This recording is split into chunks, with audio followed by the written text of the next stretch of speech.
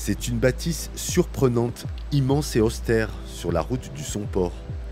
Après 2 ans de travaux pour consolider le chemin d'accès, le fort du Portalet peut à nouveau dévoiler ses mystères aux curieux. Donc ici, petite ravine, et puis le pont d'entrée que l'on voit, que l'on va franchir, il est costaud, donc nous pouvons y aller.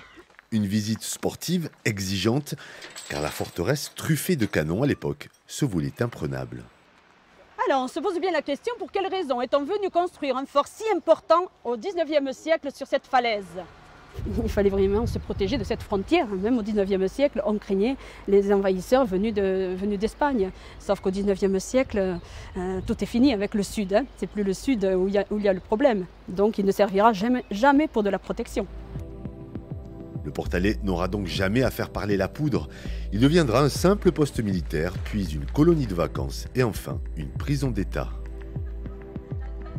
On savait qu'il y avait ce fort et il était fermé depuis 2 ans et on comptait le visiter dès que possible et c'est le premier jour aujourd'hui donc nous sommes là.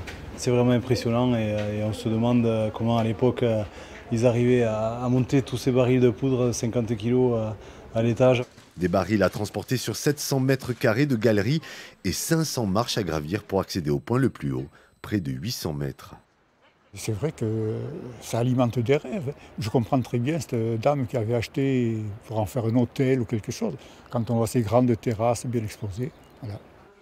Et clou de cette visite, la découverte des cellules au sous-sol. Moi, j'imaginais pas, je savais pas que Pétain avait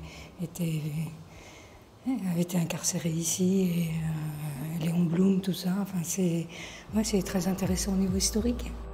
Un lieu chargé d'histoire à découvrir tous les jours cet été sur réservation.